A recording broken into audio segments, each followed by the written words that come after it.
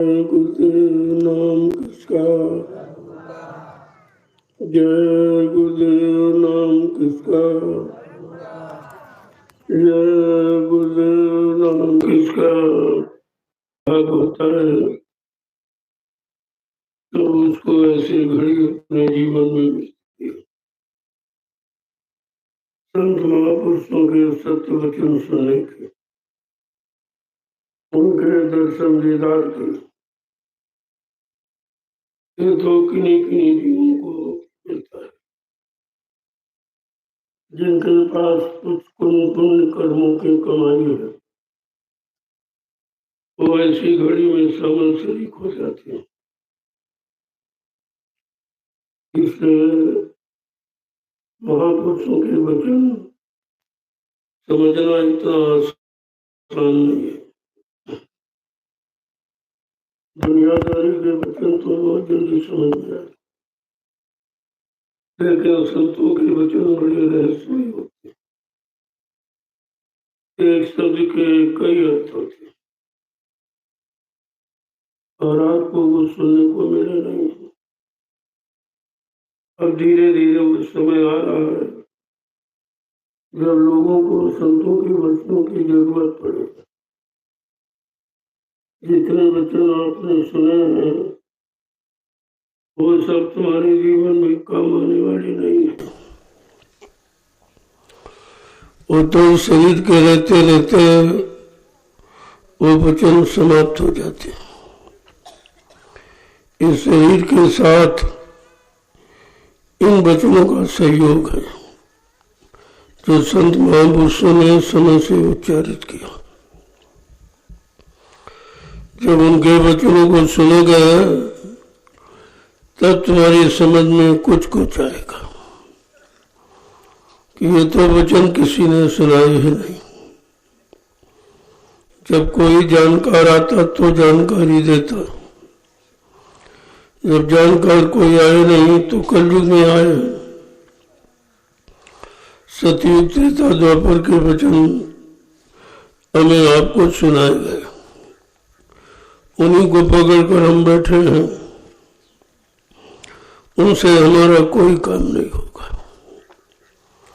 हमको अपने समय के वचन चाहिए जो कलयुग के कमजोर जीवों के लिए मुआफिक हो। जब वो वचन सुनने को मिलेंगे तब आपका काम होगा। आपकी जीवात्मा जगेगी, परमात्मा से मिलने के लिए बेचैन हो जाएगी। जैसे जैसे वचन आपके कान में पहुंचेंगे पहले की सारी गंदगी धीरे धीरे साफ करेंगे। जब गंदगी साफ हो जाएगी, पर्दा हल्का हो जाएगा, तो वो वचन धीरे धीरे धीरे धीरे आपकी समझ में आने लगे। ऐसे तो नहीं क्योंकि कभी आपने सुने नहीं थे और सुनाने वाले कलयुग में आए और आप सबको सतयुग त्रेता द्वापर के वचन सुनाए जाते हैं जो अपने अपने समय के हैं। तुम उस समय में बैठे नहीं हो, तुम तो कलयुग में बैठे हो, तो आपको तो कलयुग का वचन चाहिए। कलयुग से बचने के लिए वचन चाहिए जो कलयुग की विषम परिस्थितियों से बचाए, आपको सुख शांति प्रदान करें, ताकि आपका मन जो मैला है, जो गंदा है, वो साफ हो जाए। फिर वो धीरे धीरे भजन में लगने लगेगा। एक बार की नहीं लगेगा। बहुत युगों की गंदगी चढ़ी है, इतनी जल्दी उतरना आसान नहीं है। पहली बात तो उतरने का रास्ता नहीं है कि मालूम नहीं कि गंदगी उतरेगी कैसे। वो तो संत महापुरुषों की जब दया होगी, बगैर उनकी दया के कोई भी कर्म की गंदगी उतर नहीं सकती, क्योंकि उतारने का यहाँ कोई रास्ता है नहीं।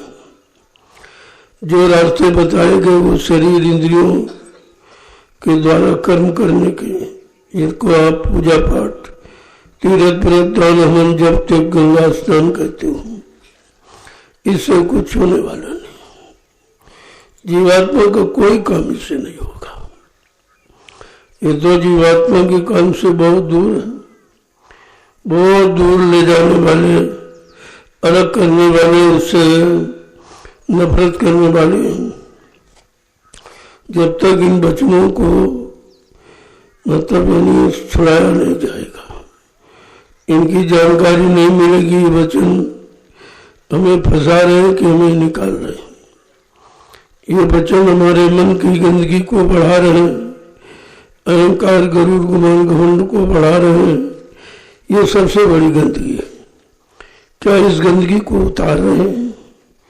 जब आप बहुत दिनों तक सत्संग वचनों को सुनोगे तब आपको ये जानकारी होगी कि आज तक जो सुनाया गया वो सब गंदगी चढ़ाने का वो काल का उपाय था। जब दयाल आया तो उसने गंदगी उतारने के लिए अपना काम शुरू किया।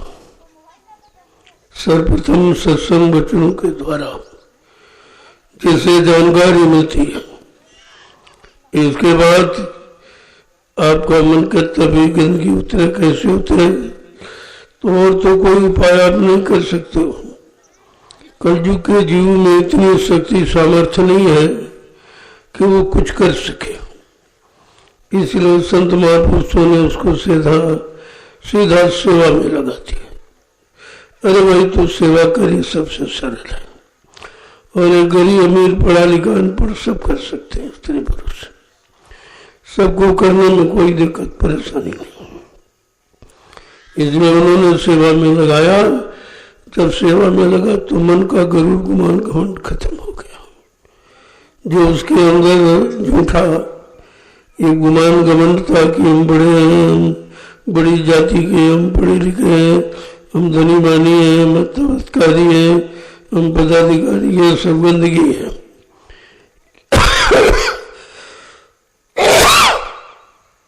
जन की गंदगी जैसे उतरी तो आपका मन धीरे धीरे साफ होगा। जब साफ हो जाएगा तो बिल्कुल सेवा ही दिखाई देगी और कुछ नहीं। और ये समझ आएगा कितनी जल्दी कौन सी सेवा मिल जाए, जो गुरु की दया हो जाए, सेवा मिल जाए तो अपनी गंदगी को उतार ले और धीरे धीरे पाक साफ निर्मल पवित्र होकर अपने घर की तरफ चलने की तैयारी करें। तो महापुरुषों ने कहा, अरे भाई अगर प्रसन्न चित्त रहना चाहते हो, सुखी रहना चाहते हो, शांति में रहना चाहते हो तो भजन करो। भजन एक ऐसा रास्ता है जिसमें सब तरफ से बिल्कुल शांति मिलती है। एकदम मन बुद्धि चित्त शांत होने लगती, आत्मा सुखी प्रसन्न चित्त होने लगती। भजन का ऐसा रास्ता कलयुग में संत महापुरुषों ने रखा जो सरल है, जिसमें कोई खर्चा नहीं। पूजा में तो बहुत खर्चा लगता है, लेकिन भजन में कोई खर्चा नहीं। कहने का मतलब कि प्रभु परमात्मा की प्राप्ति में कोई खर्चा, कोई पैसे की, कोई सामान की जरूरत नहीं होती। उसे अपने को पाने के लिए ये मनुष्य मंदिर जो पंच भौतिक है, ये मतलब बना के आपको दे दिया और इसी में अपनी चेतन मूर्ति जीवात्मा को बैठा दिया। बस ये बना बनाया मंदिर आपके पास है, इसमें कुछ करना नहीं है, केवल जो आपने गंदा कर दिया उसे साफ करो। जैसे बाहर के ईंट पत्थर के मंदिर में जाते हो तो पहले सफाई करते हो, झाड़ू पोछा लगाते हो, क्योंकि आपको पूजा करनी है। जब पूजा करने वाले मंदिर में इतनी सफाई करते हो तो परमात्मा पाने वाले मंदिर में कितनी सफाई होनी चाहिए। यही जानकारी अगर जीवों को हो जाए तो किसी बात की कमी नहीं। कमी इस बात की है कि जानकार नहीं मिला, और जानकार से जानकारी नहीं मिली तो हम सब फंसे के फंसे रह गए। अब उन्होंने ये रास्ता खोला है कि अगर वास्तव में प्रसन्न चित्त रहना चाहते हो, सुखी रहना चाहते हो, चिंता रहित होना चाहते हो, तो केवल एक ही रास्ता है, वो है भजन का। और वो बहुत सरल, सब कर सकते हैं। उसमें किसी तरह का कोई मतभेद नहीं, कोई जाति का, कोई पाति का, कोई छोटे बड़े गरीब अमीर का, पढ़े लिखे अनपढ़ का, कोई इसका कोई भेद नहीं कि उसमें इसकी जरूरत नहीं है। ये तो पूजा पूजा में आपने बना रखा झंझट, भजन में कोई झंझट नहीं। तो जरा महापुरुषों के वचन सुन लीजिए कि हमें सुख शांति पाने के लिए क्या करना चाहिए। पूजा करना चाहिए कि भजन करना चाहिए?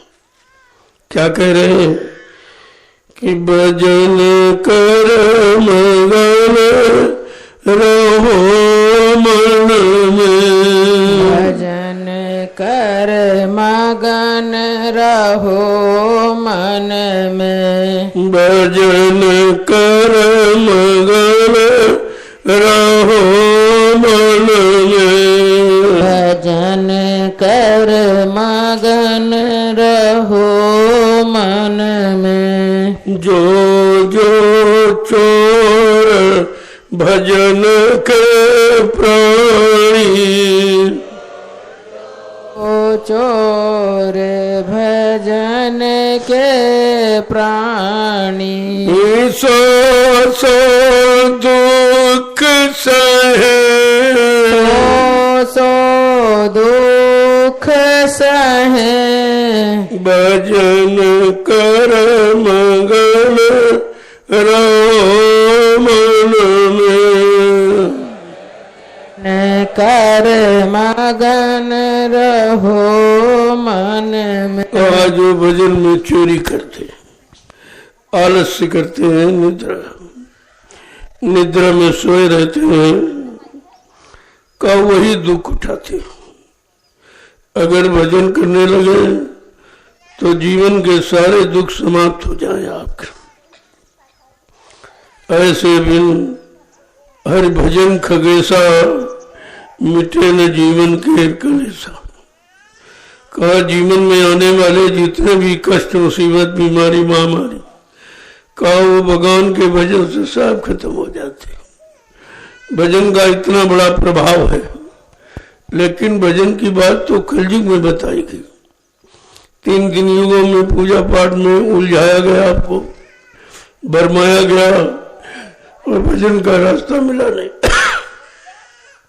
आगे क्या कह रहे हैं कि आलस नींद सतावे उनको, आलस नींद सतावे उनको, आलस नींद सतावे उनको, आलस नींद सतावे उनको, नित नित बारम बहे, बारम बहे, भजन कर मगन रहो मन में, भजन कर मगन रहो मन में। देखो पहचान बता रहे हैं। जो भजन में चोरी करते हैं, भजन में जिनका मन नहीं लगता है, जो जीव काल के हवाले हैं, जिन पर काल का पहरा है, का उनको आलस और नींद बहुत सताती। जब भजन में बैठे बहुत आलस, निद्रा, प्रमाद, उंघाई जमुहाई, ये सब उनको घेर लेते। ये सब काल का सामान है। जो भजन न करने दे, भजन से दूर हटावे, भजन में बाधा विघ्न पैदा करे, का वो सब काल का है। कहते नित नित भ्रम बहे, तरह तरह के भ्रम, शंका, संदेह उनको सताते रहते। उनको भजन में लगने नहीं देते, संतों के वचनों पर विश्वास नहीं करने देते।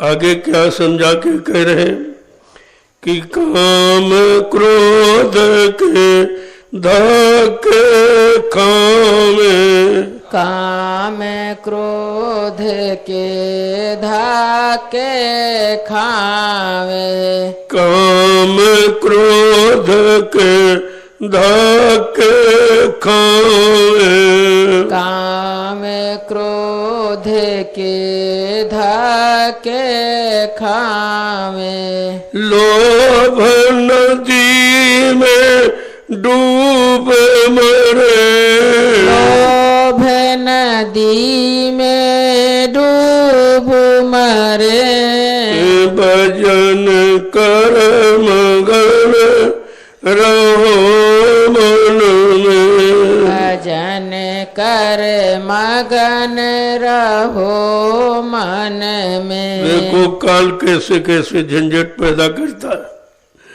उनके मन में काम क्रोध लोभ मोह अहंकार इतना प्रबल हो जाता है कि भजन की तरफ मन को मुड़ने ही नहीं देता, बार बार उसी की तरफ घसीट के ले जाता है और धीरे धीरे बेचारे काम क्रोध के धक्के खाते रहते हैं और लोभ इतना बढ़ जाता है कि जैसे नदी में डूब गए हो। इस तरीके से लोभ में डूब जाते हैं।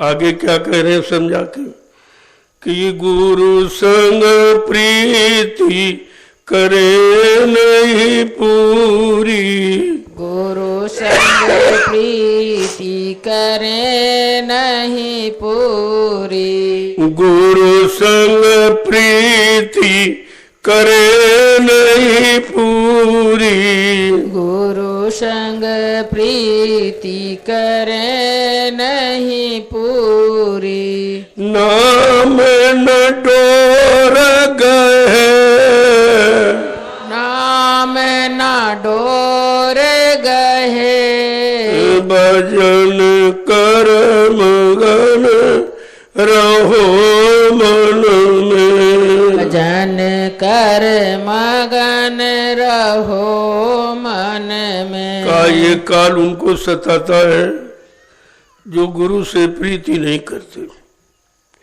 कपट रखते हैं अंदर में, भेदभाव करते हैं, जाति पाति देखते हैं, मतलब यानी तरह तरह से गुरु में भेदभाव पैदा करते हैं और प्रीति में कमी करते हैं, प्रेम में कमी करते हैं। और जो वो नाम की डोर पकड़ाते हैं जो जीवात्मा को घर पहुंचाएगी उसे पकड़ते ही नहीं। बेचारे जानते नहीं कि नाम डोर क्या है, कौन सी डोर पकड़ के जीवात्मा यहाँ आई है, उन्हें इसका पता ही नहीं कुछ। एक तो जानते नहीं है, कोई सच्ची अच्छी बात महापुरुष बतावे तो उसकी सुनते मानते नहीं। आगे क्या कह रहे हैं कि तृष्णायाग्नि जले निशिवासर,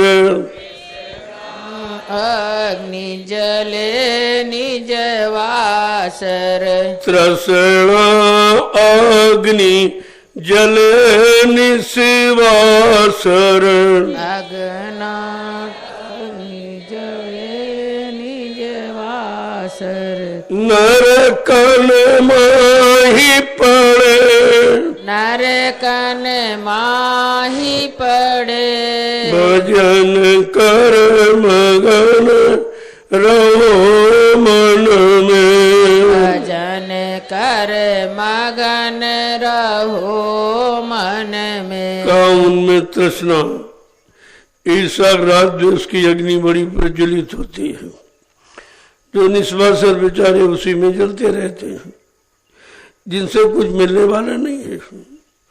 ये तृष्णा ऐसी अग्नि है जिससे मिलता कुछ नहीं हो, जला देती है आपको, आपके मन बुद्धि चित्त के विवेक ज्ञान को नष्ट कर देती है, निरक परक की पहचान धीरे धीरे समाप्त कर देती और फिर प्रेम और प्रतीत से दूर हो जाते हैं। ऐसे जीव नरकों में चले जाते। आगे क्या कह रहे हैं कि संतन साथ विरोध बढ़ावे, संतन साथ विरोध बढ़ावे, संतन साथ विरोध बढ़ावे।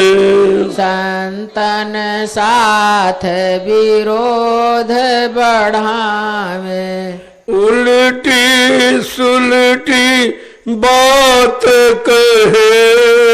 उलटी सुलटी बात कहे। भजन कर मगन रहो मन में। भजन कर मगन रहो मन में। कोई काल के जीवों की पहचान बताते हैं कि वो संतों के साथ विरोध करते हैं, वो प्रेम नहीं करते हैं, विरोध करते हैं। ये तरह तरह से विरोध को बहुत उल्टी पुल्टी बात करते हैं कि उनको तो कुछ मालूम नहीं है। उनका जीवन बिल्कुल पशुओं जैसा, कोई अच्छी सच्ची नेक भली बात वो जानते नहीं और हमेशा काम क्रोध में भरे रहते हैं, जिससे संतों से उनका कोई प्रेम नहीं होता, कोई लगाव नहीं होता, उनकी बात कोई उनकी समझ में नहीं आती। ये सब काल के जीव हैं।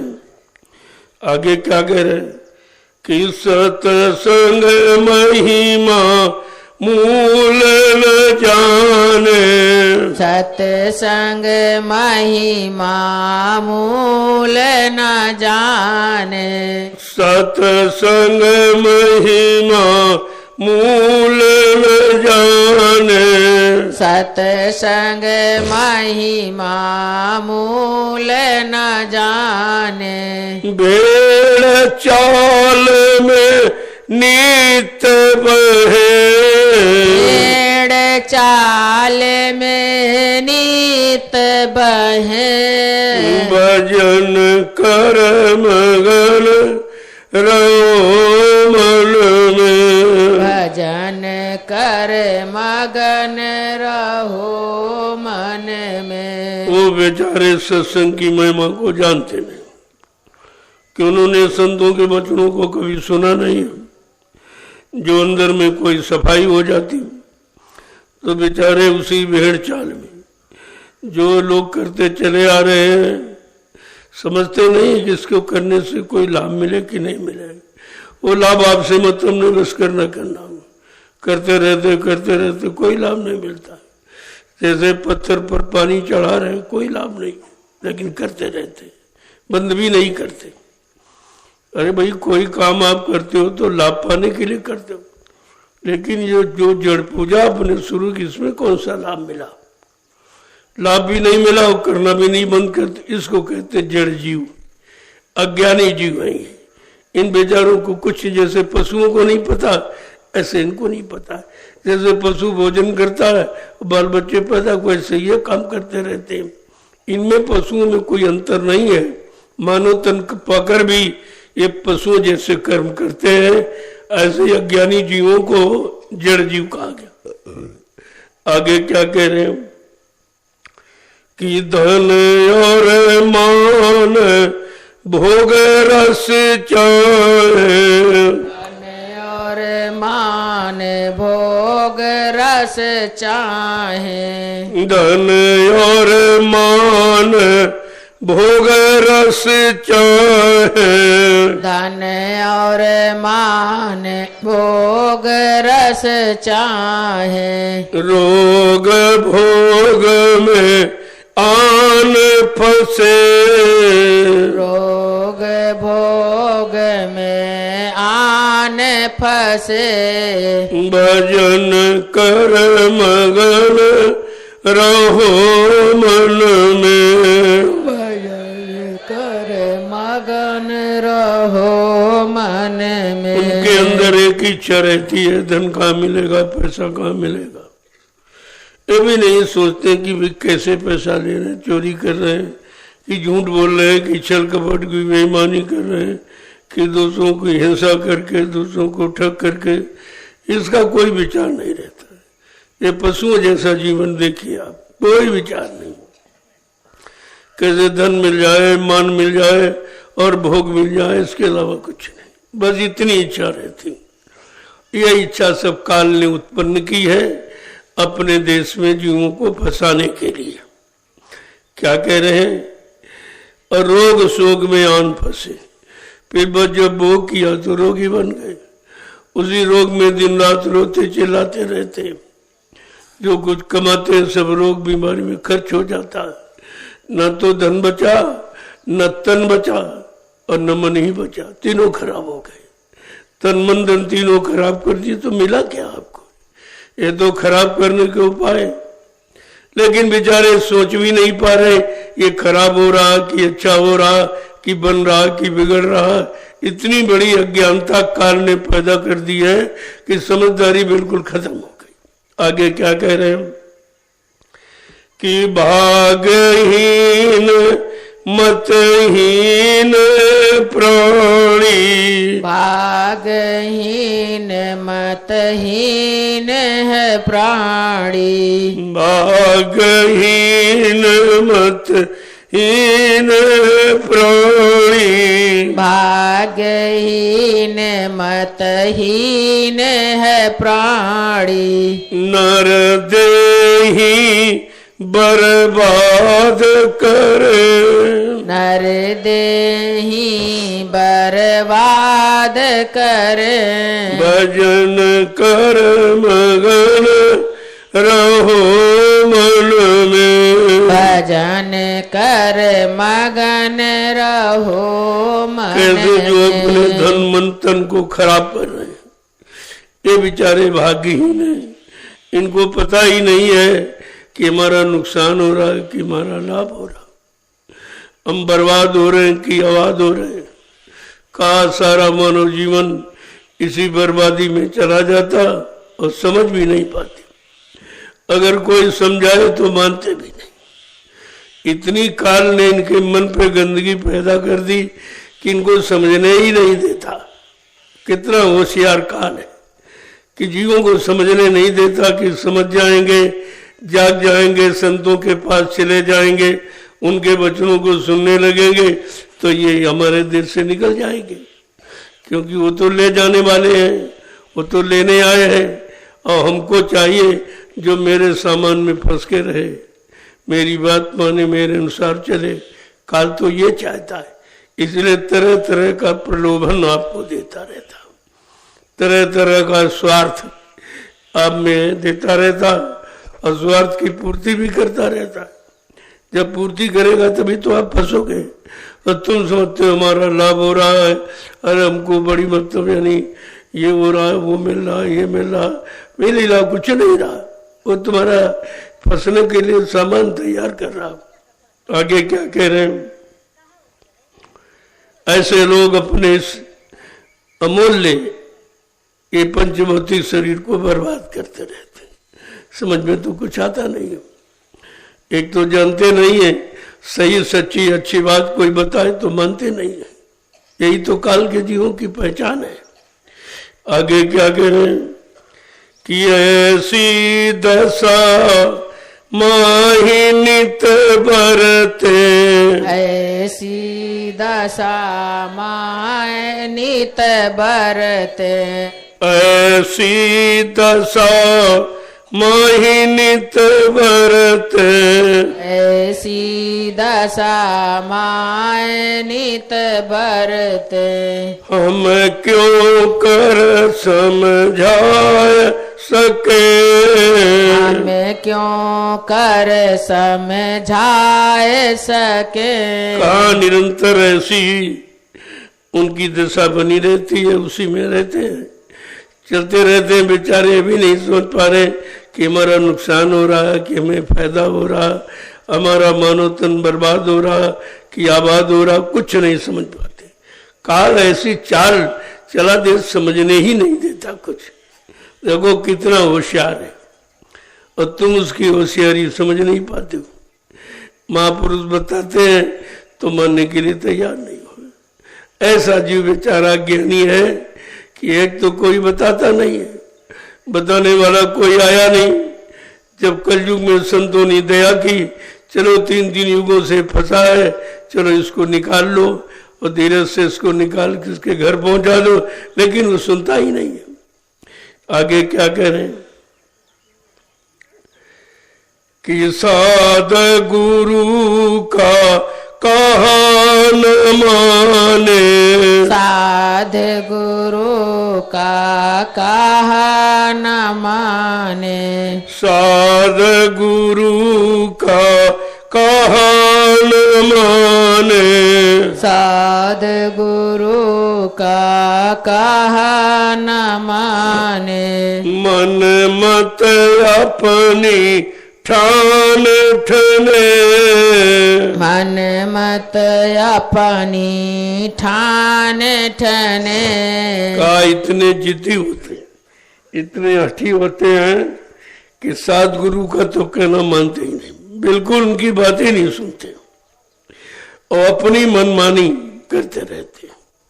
जो मन उनका कहता है बस उसी को करने लगते हैं और मन की सलाह कभी अच्छी नहीं होती, क्योंकि उसको वो काल का एजेंट है तो काल की तरफदारी करता रहता है, काल के बनाए भोगों के सामानों की तरफ आपको निरंतर यानी मतलब चलाता रहता है, बढ़ाता रहता है, भटकाता रहता है, फंसाता रहता है। आगे क्या कह रहे हैं कि हम उनको कैसे समझाएं। महापुरुष कहते हैं हम कैसे समझाएं, वो समझने के लिए तैयार नहीं होते, वो तो बिल्कुल दूर दूर भागते हैं, हमारी तरफ मुड़ के देखते भी नहीं, हमारे इन अनमोल वचनों को कभी सुनते ही नहीं है। उनको क्या मालूम कि यही वचन तुमको हर तरफ से बचाने वाले हैं और बाकी तो सब वचन फंसाने वाले हैं। आगे क्या कह रहे हैं कि खर कुकर सम वे नर जानो, कर कुकर सम वे नर जानो, खर कुकर सम वे नर जानो, खर कुकर सम वे नर जानो, वीर था उदर भरे, वीर था उदर भरे, भजन कर मगन रहो मन में, भजन कर मगन रहो मन में। महापुरुष समझा के कह रहे हैं ऐसे जीवों को खर माने गधा, कुकर माने कुत्ता, एक गधे और कुत्ते की तरह, जो कोई अच्छी सच्ची बात बेचारा वो क्या जाने, कितना तुम इनको सुनाओ ये दोनों सुनेंगे क्या, नहीं सुनेंगे, कान है लेकिन सुनेंगे नहीं। ये वाणी सुनने के लिए इनको कान नहीं दिए गए, ये तो केवल ये पंचभौतिक शरीर जो मानव तन मिला है उसको अधिकार है, और वो जब मिला तो वो भी नहीं सुन रहा, वो भी अपनी दिनचर्या पशुओं जैसी खर कुकर जैसी बनाए बैठे, वो भी नहीं सुनता है, तो उनको भी तो खर कुकर ही आप समझिए। क्या कह रहे हैं, बिरथा उधर केवल पेट भरने के सिवा और कुछ नहीं जानते। ये रात दिन गधा चरता रहता पेट भरने के लिए, और कुत्ता दर दर की ठोकरें खाता है एक एक रोटी के टुकड़े के लिए, केवल पेट भरने के अलावा इनको कुछ नहीं मालूम है। ऐसे जीव खर और कुकर के समान केवल रहते हैं, बाकी इनका जीवन व्यर्थ में चला जाता, फिर दोबारा उनको मिलेगा नहीं है। अब उनको ये पता नहीं कि दोबारा मिलेगा कि नहीं मिलेगा।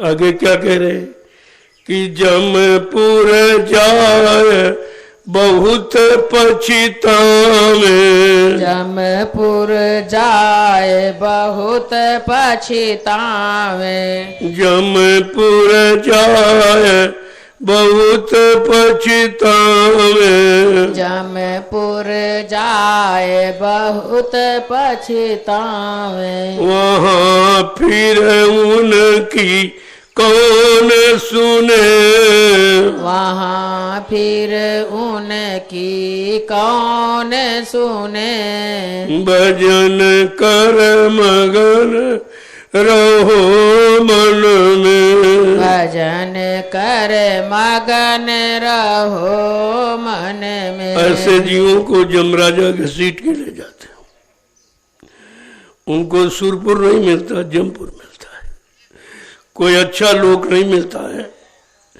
जमराजा घसीट के ले जाता और मारता पीटता, वो कहता तुझे इतना अच्छा ये मानव शरीर मिला, तूने कुछ नहीं किया, ये तो परमात्मा की प्राप्ति के लिए मिला था, और तू पशुओं जैसे कर्म कर रहा, और पशुओं जैसी आते वाते बना केवल खाना पीना सोना और बाल बच्चे पैदा करना, इसके अलावा तेरे पास और कोई सोच नहीं है, कोई समझ नहीं, कोई ज्ञान नहीं है कि मानव शरीर इसके लिए मिला है।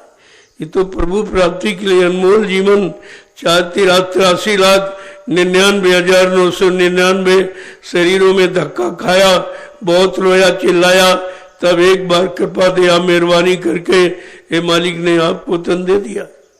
तो हमें आपको इसकी कीमत समझनी चाहिए।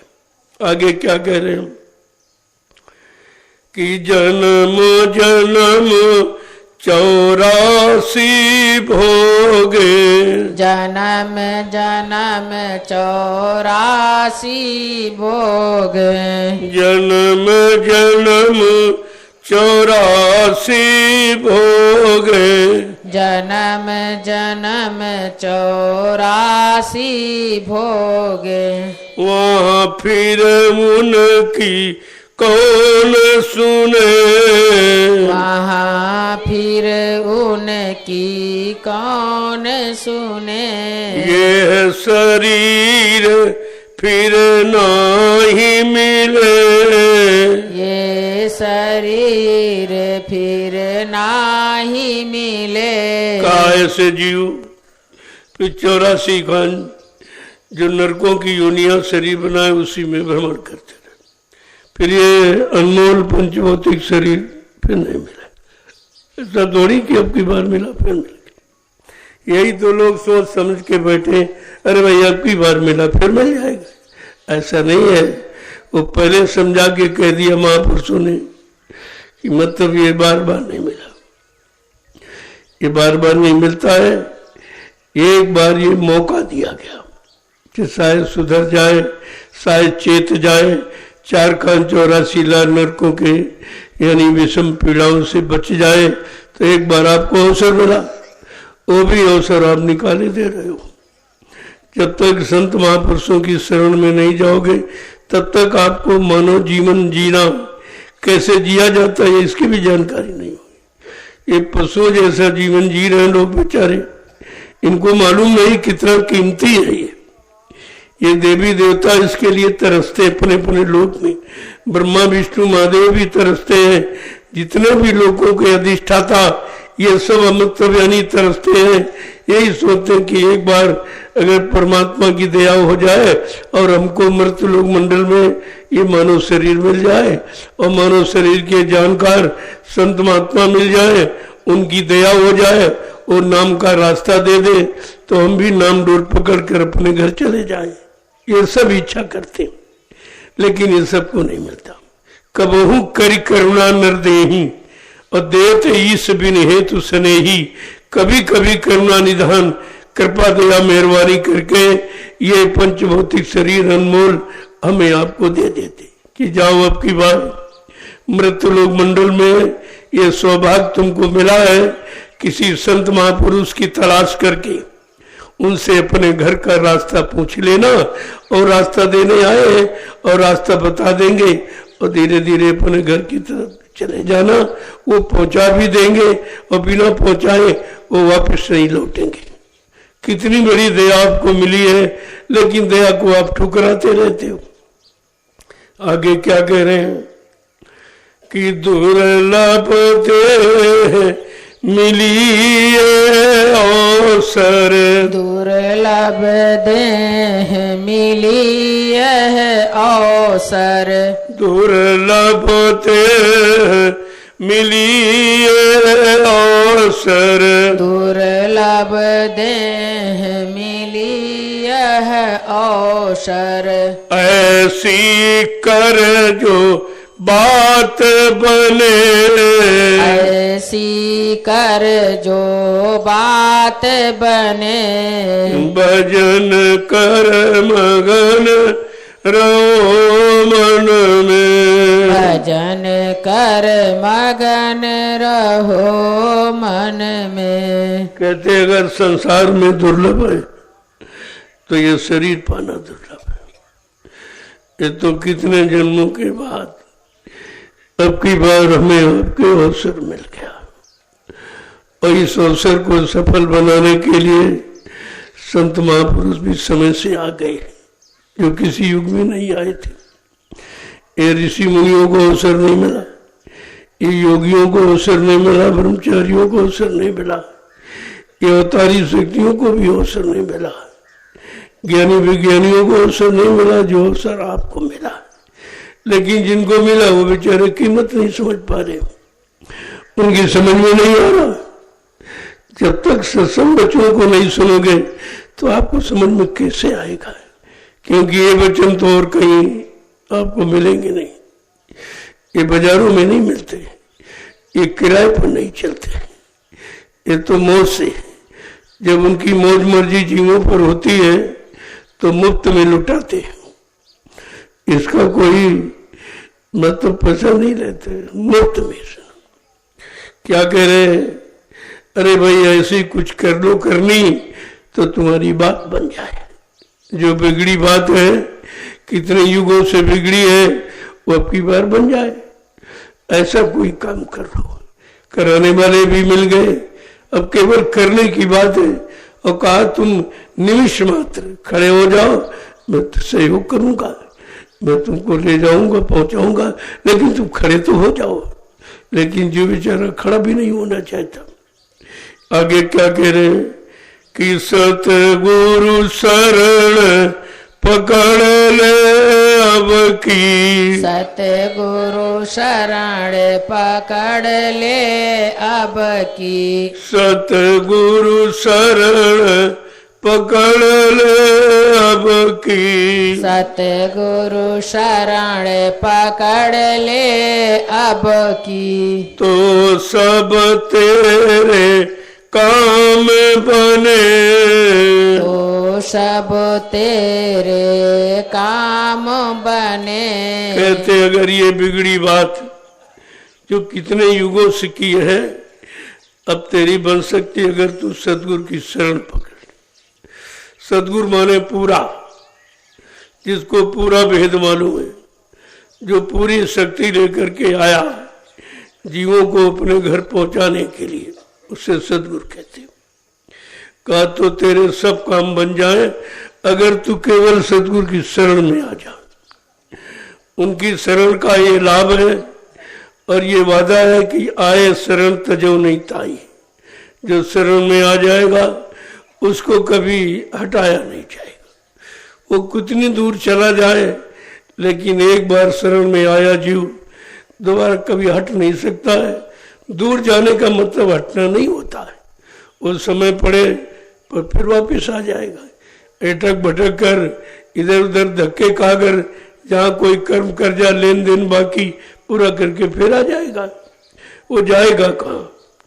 कि हित का वचन दया कर बोले, हित का वचन दया कर बोले, हित का वचन दया कर बोले, हित का वचन दया कर बोले। तू नहीं कान सुने, तू नहीं कान सुने, तू सुनता भी नहीं है।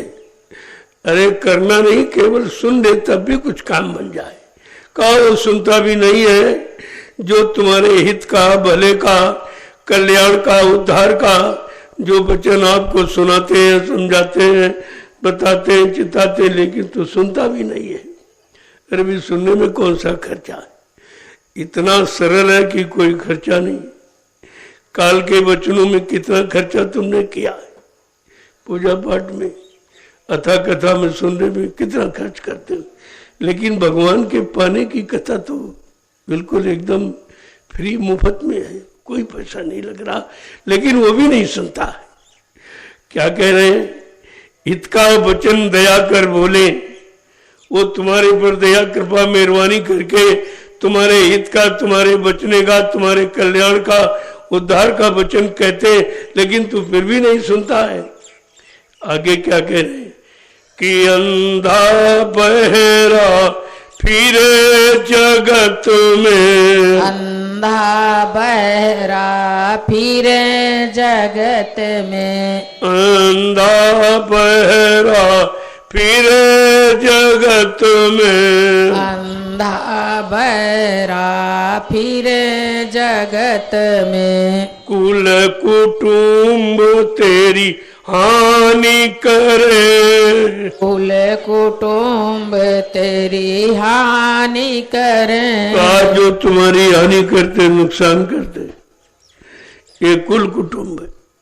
सबसे बड़ा नुकसान तुम्हारे अनमोल समय का करते। सारे जीवन का समय जो भजन जो सत्संग सेवा का है वो अपने में लगा लेते और तुम उनमें लग के अपना अनमोल समय खराब करते और उधर मिलना कुछ नहीं है।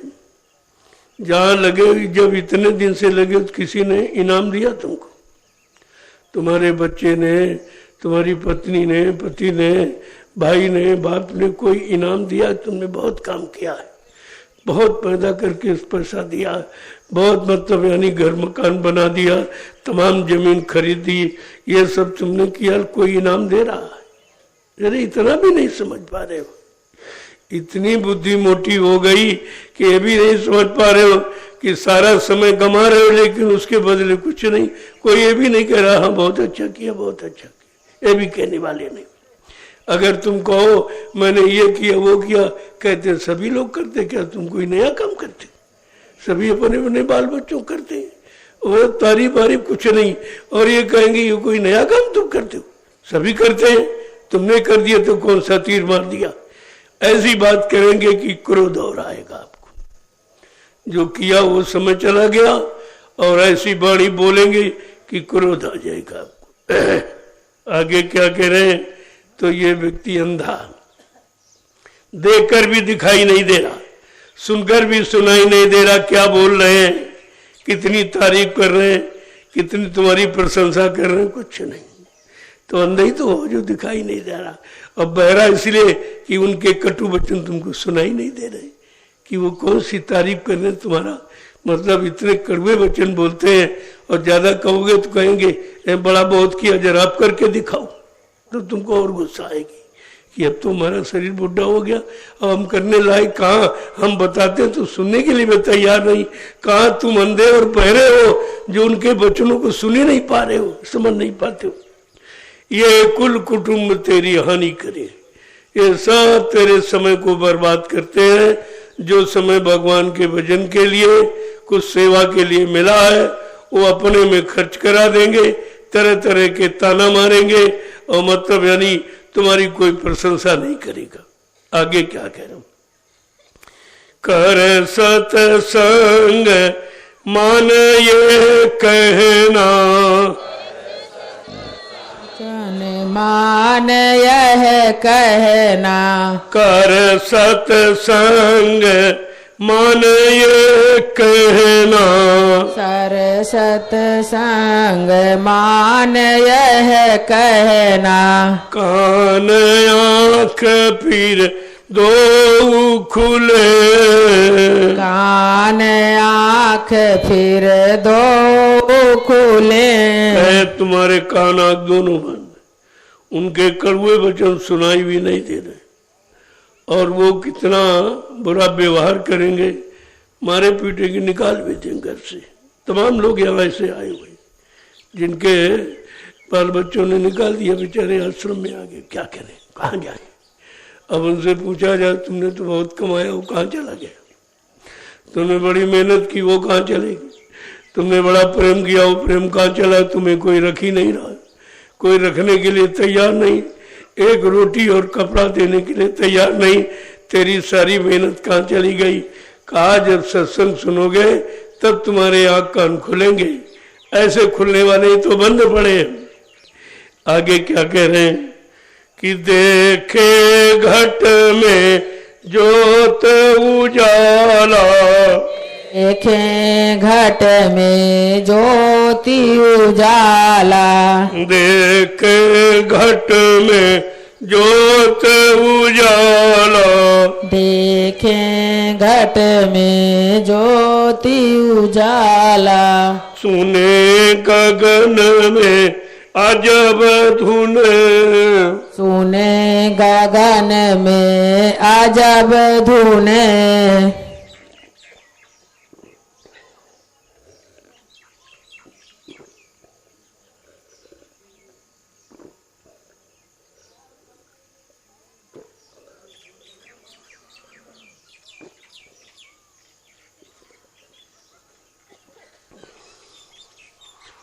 देखो समझा के क्या कह रहे हैं। अगर तुमने उनके सत्संग वचनों को सुन लिया और ये आंख कान खुल गया तो क्या होगा? अपने घट में उजाला, प्रकाश देखोगे। प्रकाश का संबंध ज्ञान से होता है। तुमको ज्ञान जानकारी हो जाएगी कि मैं क्या सुनना चाहिए, क्या देखना चाहिए। जो आज तक देखा सुना हो तो सब बेकार हो गया। वो देखा सुना कोई मानने को तैयार है नहीं हो रहा। तो कहते हैं कि सुने गगन में अजब धुने, यहाँ तो तुम्हारी कोई सुन नहीं रहा। तो कहा लेकिन जब सत्संग करोगे, वचनों को सुनोगे, धीरे धीरे अपने जीवन में उतारोगे तो तुम्हारे जो आँख कान बंद है इधर की तरफ वो खुल जाएंगे। जब खुलेंगे तो अजीब ज्योति, अजीब प्रकाश उजाला आपको, यानी ऐसा दिव्य ज्ञान पैदा हो जाएगा। फिर धीरे धीरे आप सब भूलने लगो और उधर की तरफ चलने लगोगे। जब ऊपर की तरफ ही नीचे की तरफ चलो, जब ऊपर की तरफ चलने लगोगे तो अजब धुने, यानी विचित्र तरीके के बाजे और आवाजें सुनने को मिलेंगी जो आपने जीवन में कभी सुनी नहीं होगी। ये सत्संग की महिमा ये है।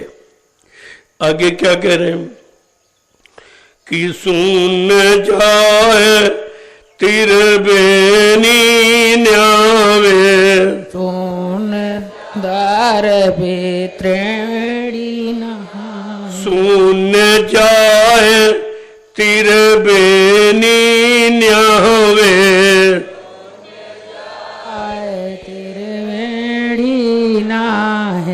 हीरे मोती लाल चुने, हीरे मोती लाल चुने।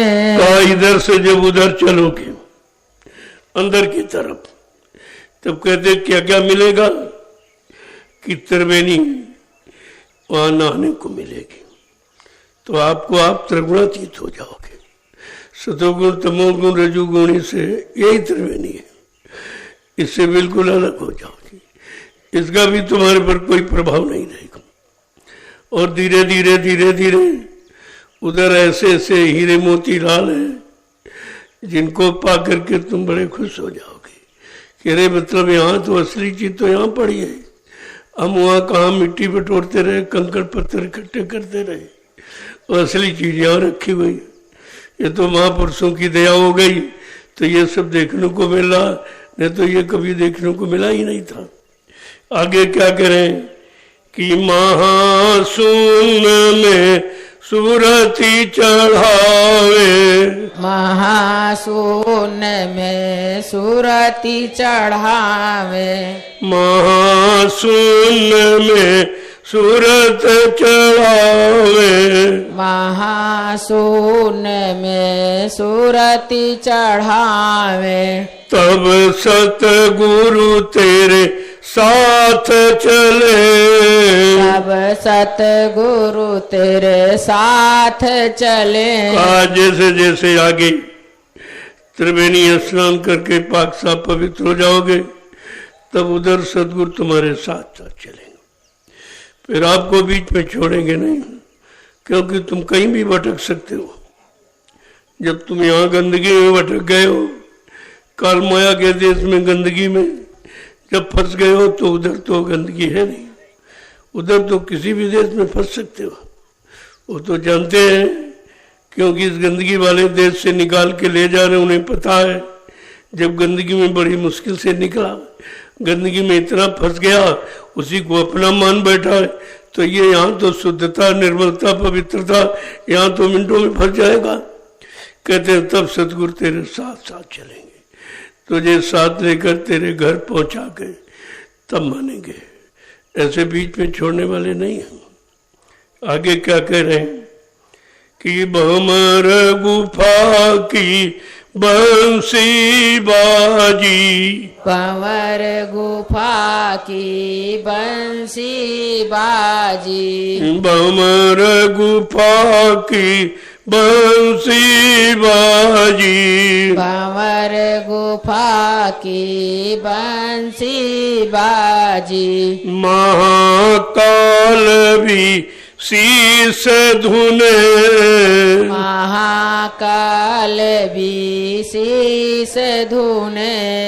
जैसे जैसे ऊपर गुरु की दया से पहुंच रहे हो, महाकाल बेचारा सिर धुन के पछता रहा है कि मैं तो यहीं तक पड़ा हूं, ये जीव तो अपने घर जा रहा है।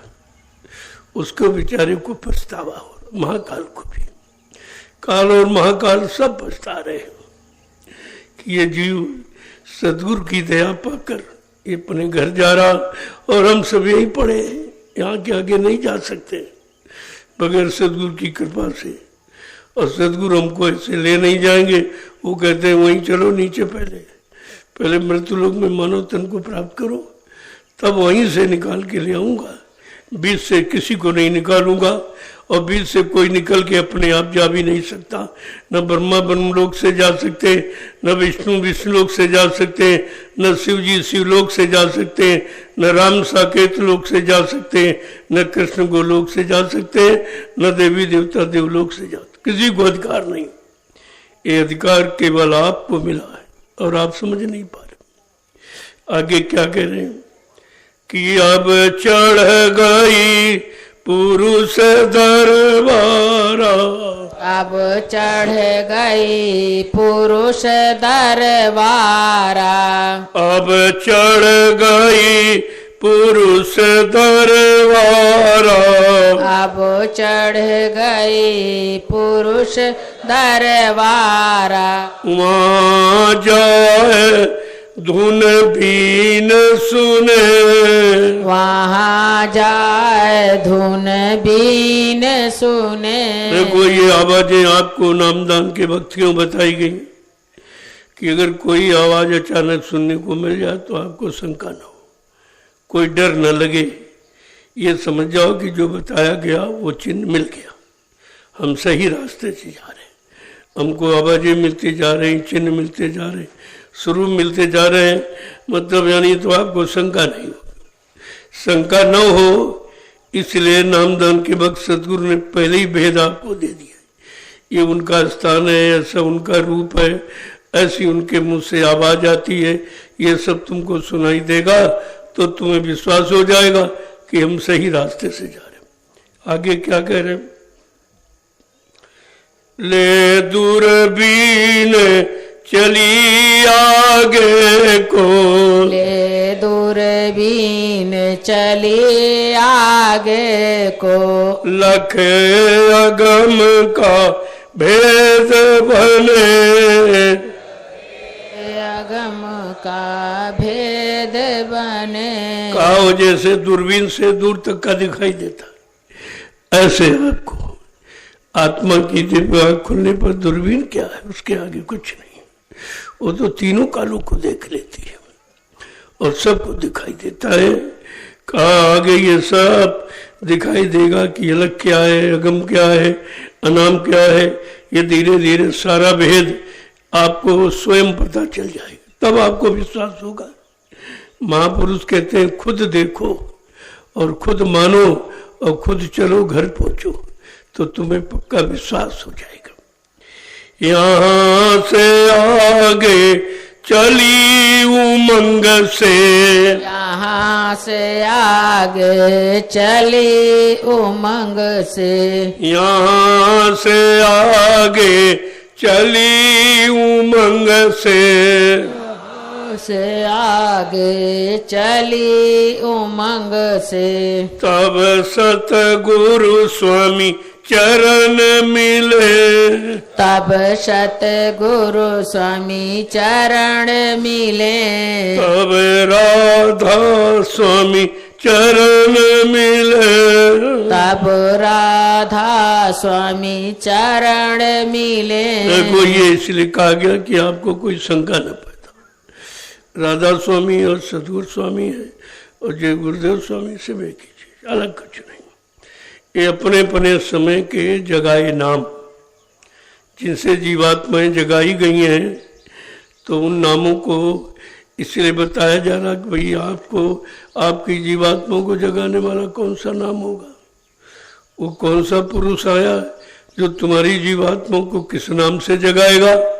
इसलिए सारे नामों की जानकारी देकर आपके अंदर भ्रम दूर किया जाता कि राधा स्वामी, जब शिवदयाल सिंह महाराज आए थे तो उन्होंने राधा स्वामी नाम जगाया था उस समय के जीवों के लिए, और इस नाम से उन्होंने तमाम जीवों को पहुंचाया जो उनकी बात मान ली। जब वो शरीर से चले गए तो उस नाम का प्रभाव समाप्त हो जाता है। फिर ले जाने वाला गुण नहीं रहता, समझाने वाला सुनाने वाला गुण तो रहेगा, लेकिन ले जाने वाला घर पहुंचाने वाला गुण समाप्त हो जाता है।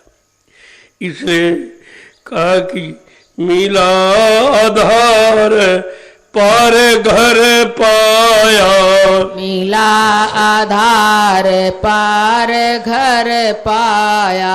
मिला आधार पार घर पाया। मिला आधार पार घर पाया। वहाँ की लीला कौन कहे। की लीला कौन कहे। भजन कर मगन रहो मन में। भजन कर मगन रहो मन में। का हम सब जीवात्माओं का ये आधार सहारा, सदगुरु एक सहारा है और सदगुरु के द्वारा समय का जगाया नाम भी एक सहारा है। जब ये आधार मिल गया तो फिर चलने की देर क्या है, क्यों देरी करते हो। आधार मिल गया तो चलना शुरू कर दो, एक दिन अपने घर पहुंच जाओगे। आधार के सहारे ही खड़े रहे तो फिर खड़े रह जाओगे, फिर पहुंचोगे नहीं। इसलिए कहा वहां की लीला, ये जब पहुंचेगा वही कहेगा, जो देखेगा वही कहेगा, जो अनुभव करेगा वही कहेगा। ये ऐसे कोई कल्पना करके नहीं बता सकता है, वो तो देखने पर बनती है। जब जीवात्मा पहुंचती है तब वो खुद आकर, जब मृत्यु लोक में जीवों को जगाने के लिए संत रूप में आएगी तो वही बयान करेगी जिसने वहां जाके देखा है। इस तरीके से जीवों का काम संत महापुरुषों ने किया है और हम आप उनको समझ ही नहीं पा रहे। धीरे धीरे धीरे जब ये वचन सुनने को मिलेंगे आपके अंदर शौक पैदा होगी। बताओ अभी सो के यार इनको क्या मिलेगा, तुम्हारा यहाँ आने का मतलब क्या हुआ। अभी सोते इतनी देर तक तो घर में क्या करते हो, कुछ नहीं। जब यहाँ नहीं करते हो, जहाँ जगाया जा रहा, घंटा संग बजाया जा रहा, बुलाया जा रहा, प्रार्थना पाठ सुना के अब तुम सोच सके यार क्या मिलेगा, तुम्हारे पर तो दोष लग जाएगा, तुम्हें और कड़ी सजा मिलेगी। तो वहां पहुंचा फिर भी कुछ नहीं सुना, तो वहां पहुंचा फिर भी कुछ नहीं लिया, फिर भी जानकारी से खाली रह गया, तो भाई डबल सजा पाओगे आप। बाद में मत कहना कि हमको कुछ मिला नहीं। आने का मतलब है कुछ करो, कुछ सुनो, कुछ करो, कुछ सेवा करो, बेकार मत बैठो। समय निकाल के आए हो, बाल बच्चों को छोड़कर धंधा व्यापार के बंद कर गए, तो यहाँ कुछ करना चाहिए। जब कुछ करोगे तभी कुछ पाओगे, बिना किए तो मिलता नहीं कुछ। ये कर्म प्रधान देश है, कुछ न कुछ तो कर्म करना पड़ेगा। इसीलिए कर्म के आधार पर यहाँ पर व्यवस्था आपके लिए बना के रखी गई है कि कुछ नहीं करो तो सेवा करो, सेवा नहीं करो तो भजन करो, बैठ के कुछ तो करो। इस इधर उधर घूमने से तो कुछ काम बने। सोते सोते तो जीवन गंवा दिया, क्या मिला आपको। इस सोने में कुछ मिला है? अरे सोना तो ऐसे ही खतरनाक है, चोरों को मिल जाए तुम्हारी जान ले लेगा, सोना तो तुम्हारी जान ले लेगा और तुम सोने के चक्कर में ये अनमोल जीवन समाप्त कर रहे हो। कब तक सो रहे हो, क्या मिला? ये सो सो के जन्म गमायो और खा खा करके उम्र गमाई, ये सब आपने खराब कर दिया और मेरा कुछ नहीं। यहाँ आए तो यहाँ भी वही काम करते हो। अरे यहाँ तो कुछ रहनी गहनी बदलो। कुछ समय से आपको जगाया जाता है, समय से बुलाया जाता है। मैं तो आपसे बहुत बुढ़ा हूँ, मैं तो समय से जाग जाता हूँ, समय से आ जाता हूँ। मुझे ठंडी वंडी कुछ नहीं लगती, तुम्हें क्यों लगती? क्योंकि तुम्हारे अंदर किसी चीज़ का भी शौक नहीं है। मतलब यानी शौक नहीं है आपके अंदर, लगन नहीं है, तड़प नहीं है, बेचैनी नहीं है, बिरे नहीं है, इसीलिए लापरवाही करते हो। ऐसे जीव दिन रात सोते ही रहते हो। वो जीवन पाकर भी, शरण पाकर भी, सत्संग पाकर भी, आश्रम में आकर भी कुछ नहीं पाते, खाली रह जाते, खाली लौट के चले जाते हैं। ऐसे भी जीव हैं, कितना आप समझाओ उनकी समझ में नहीं आता। वो अपनी रहनी गहनी में कोई परिवर्तन नहीं करते, जैसे घर में वैसे यहाँ रहते। तो भाई इससे कुछ मिलेगा नहीं आपको, जैसे आए वैसे खाली लौट जाओगे। हमारा क्या अपना नुकसान करोगे आप। जय गुरुदेव, जय गुरुदेव, जय गुरुदेव, जय गुरुदेव, जय गुरुदेव, जय गुरुदेव, जय गुरुदेव। नाम किसका? प्रभु का। जय गुरुदेव। नाम किसका? प्रभु का। जय गुरुदेव। नाम किसका? प्रभु का। अब आप खड़े हो जाओ। देखो इसका हमेशा आपको ध्यान रखना चाहिए। यहाँ आए हो तो कुछ करने के लिए आए हो, कुछ सीखने के लिए आए हो, कुछ अपनी आदतें ठीक करने के लिए आए हो। अगर ये सब नहीं किया तो आने का कोई मतलब नहीं है। आश्रम इसीलिए बुलाया जाता है कि आपके मन की बिगड़ी आदतें ठीक हो जाएं, धीरे धीरे आप सुधर जाएं, संभल जाएं, एक अच्छे सस्ते रास्ते की तरफ चलने लगे, बुराइयों से धीरे धीरे दूर हो जाएं। इसलिए आपको बुलाया जाता है। आपके साथ रहे मूर्तियाँ की जाती, वही किसी तरह तुम बदल जाओ। जब तुम कहीं बिगड़ने वाले होते हो तब को इधर की तरफ मोड़ लिया जाता है, धीरे से मोड़ दिया जाता है कि तुम बिगड़ने जा रहे थे, चलो इधर सुधर जाओ। तो सुधर जाओगे, फिर धीरे धीरे धीरे आपके बिगड़े काम सब ठीक होने लगे। जय गुरुदेव, जय गुरुदेव, जोर से बोलो, जय गुरुदेव, सब मिल बोलो, जय गुरुदेव, बोलना होगा, जय गुरुदेव, अभी से बोलो, जय गुरुदेव, दुख दर्द हरेंगे, जय गुरुदेव, सब कष्ट मिटेंगे, जय गुरुदेव, सुख शांति भी देंगे, जय गुरुदेव, सबके दाता, जय गुरुदेव, सबके मालिक, जय गुरुदेव, प्रेम से बोले, जय गुरुदेव। ये नाम नहीं इंसान का, ये नाम है प्रभु का, ये काम नहीं इंसान का, ये काम है प्रभु का। ये जानकारी नित्य प्रति क्यों दी जा रही, आगे इसकी जरूरत पड़ेगी।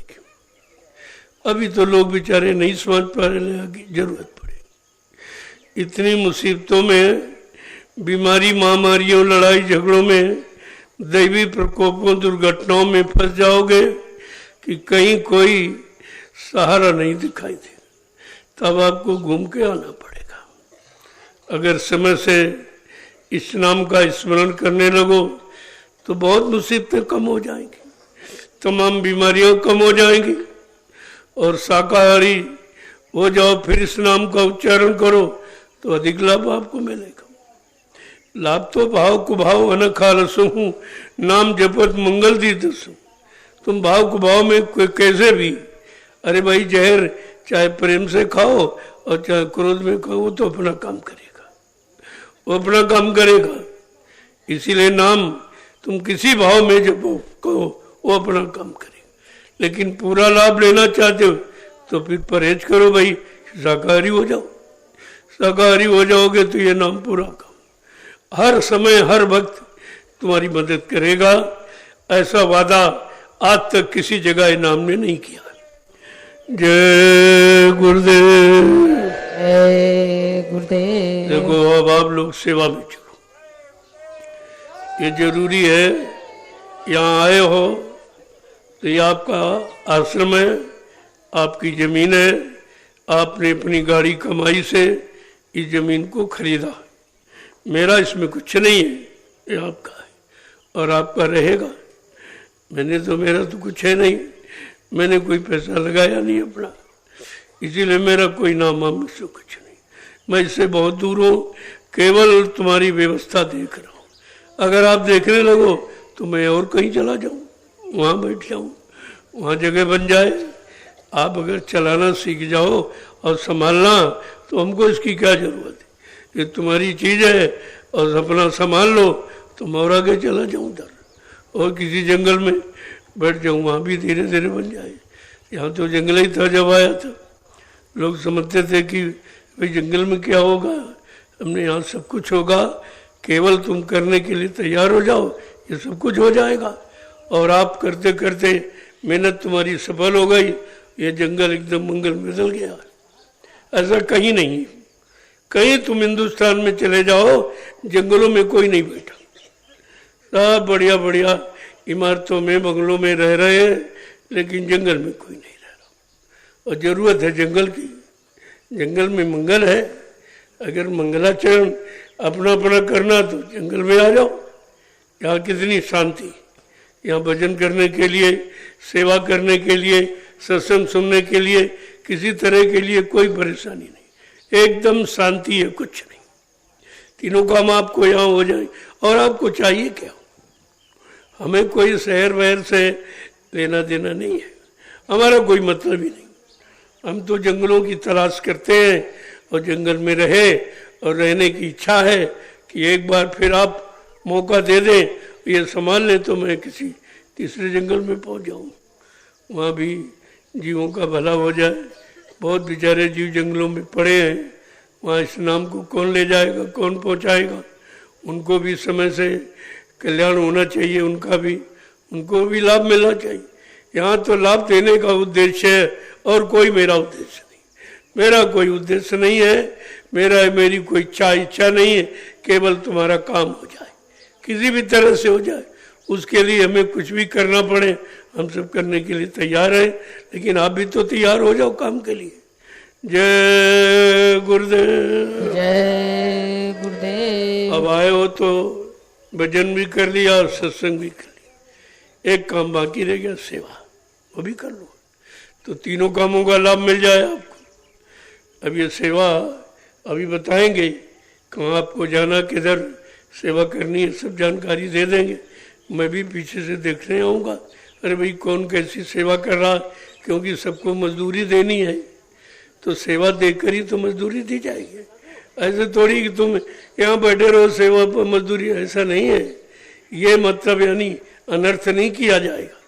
जो सेवा करता है मजदूरी उसी को मिलती है, जो बैठा रहता है तो कोई मजदूरी नहीं। तुम समझते हो देखते नहीं, तुम समझते हो जानते नहीं, तुम नहीं देखते हो तुम जानते नहीं, वो तुमको हरदम देखते रहते। तुम ऐसा मत सोचो कि हम यहाँ चुपचाप आड़ में बैठ गए तो एक नहीं, वहाँ भी देखा जा रहा है कि आप कितनी चोरी कर रहे हो। अरे सेवा में चोरी करते हो तो ये सेवा और कहीं मिलेगी भी नहीं। तुम दुनिया में कहीं चले जाओ, ये परमार्थी सेवा कहीं नहीं मिलेगी। चाहे कोई आश्रम चले जाओ, चाहे किसी मिशन में चले जाओ, किसी मत में चले जाइए, सब गाने बजाने और खाने पीने से पेट भरने के चक्कर में पड़े हैं। मान सम्मान सामान में किसी को फिक्र है नहीं कि परमार्थी सेवा करके अपने किए हुए तमाम जन्मों के कर्म बोझे को उतार लें। ये तो कोई जानता ही नहीं है और न कोई करता है। ये आपको अवसर मिला है, आप इसका लाभ उठा लीजिए, चुपचाप अपनी सेवा में लगे। देखते जाइए कैसे लोग भाग के आते, अपने आप हमें तो दिखाई दे रहा भागते आ रहे, तो यहाँ जगह कम है, तो जगह हो जाए तब तो आप बैठा लोगे। तो इस जगह को साफ सुथरा रखे आप बिल्कुल, मतलब जो हमें तो उनको ये हो कि नहीं भाई जो पहले से आए थे उन्होंने बहुत मेहनत की, बड़ी सेवा की, तो उनको तो अतिरिक्त लाभ मिलना चाहिए। वहाँ पर लाभ में अंतर हो जाता है, सेवा का लाभ वो अलग होता है, इससे भजन का लाभ तो बराबर होता है। उसमें भी कम बेसी रहता है कि अगर समय नहीं आप देते तो फिर लाभ जबरदस्ती थोड़ी दे दिया जाए, समय तो देना पड़ेगा। जय गुरुदेव। अब आप चलिए, शाम को जहाँ सेवा होगी मैं वहीं प्रसाद वितरण करूँगा शाम को। अभी आप चलिए, समय निकल जाएगा, इसी में 1-2 घंटे भी धूप हो जाएगी, फिर आप काम नहीं कर पाओगे। तो अभी ये चलो सेवा करो, और शाम को जहाँ सेवा लगेगी वहीं पर मैं प्रसाद आपको दूंगा और आपका दर्शन करूंगा। वहाँ जिनको जो भी कोई ज़रूरी काम हो, इससे 3 दिन का कार्यक्रम है तो 3 दिन तो आपको रहना ही चाहिए।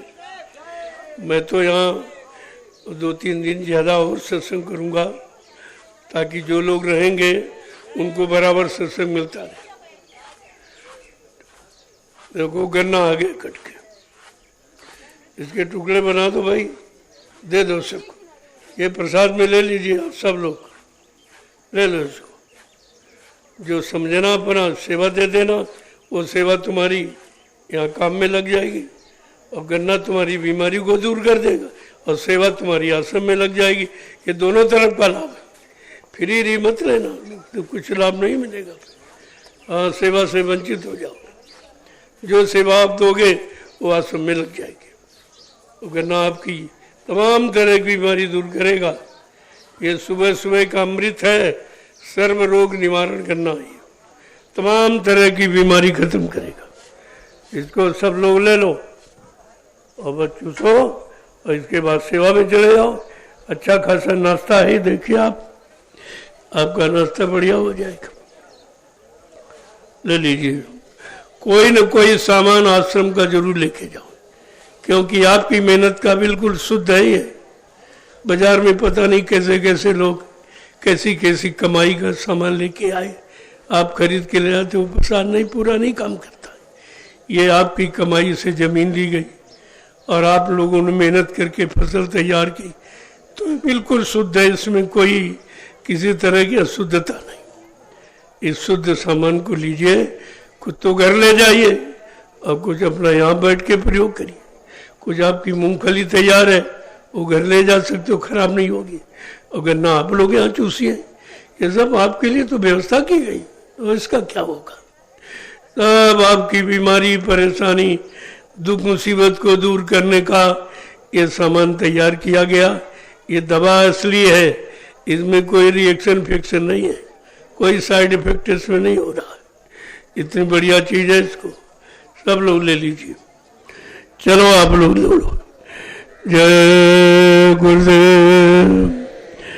ये दवा समझकर प्रयोग करो इसका, कि हमारी बीमारी दूर हो, हमारी परेशानियां दूर हो, मालिक ऐसी दया कर दो, तो ये दवा बन जाएगी। ये दवा और दुआ दोनों तरफ का काम करेगी। गन्ना समझ के नहीं, दवा समझ के, कि औषधि है ये।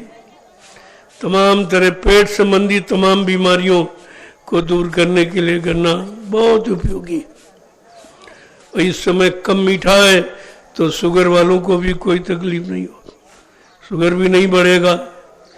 कम मीठा लेना चाहिए, ज़्यादा मीठे में तो नुकसान होता है। और इस समय भी कम मीठा है तो मतलब यानी कोई नुकसान भी नहीं आपका होना। मैंने इसको कहा था भाई इसको काट कर ले आओ, प्रेमियों को दो, ले लो आप। चलो आप ले लीजिए इसको। जय गुरुदेव। शाम को मिलूंगा सबसे और प्रसाद दे दूंगा आपको। अभी नहीं, अभी ये प्रसाद लो, ये गन्ने वाला, ये सर्व रोग निवारण गन्ना, इसको ले लीजिए अभी, और बाद में शाम को प्रसाद दूंगा आपको। प्रसाद तो यहाँ रोज ही मिलता है, रोज ही, बराबर 12 वर्षों से लगातार पूरे हिंदुस्तान में बांट के आया हूँ और यहाँ भी ये काम कोई नहीं कर रहा, न पहले किसी ने किया न आज। आप मथुरा जाते रहो, वहाँ रोज नहीं मिलता था, रोज प्रसाद नहीं मिलता था, यहाँ तो रोज आपको मिलता है। पहले आप देखिए, मैंने पहले ही कहा था मथुरा की कोई घटना दोहराई नहीं जाएगी। आप उस वचन को याद रखिए। यहाँ जो भी काम होगा एकदम नया होगा। वो तो आप वहाँ कर चुके हो, कुछ मिला नहीं आपको, और भूल भी गए हो, बचनों को भूल गए हो, सत्संग भूल गए हो, और दया हट गई तुम्हारे से। अब जाकर के फिर से उसे प्राप्त कर लो, एक अवसर आपको ये फिर मिला। जय गुरुदेव।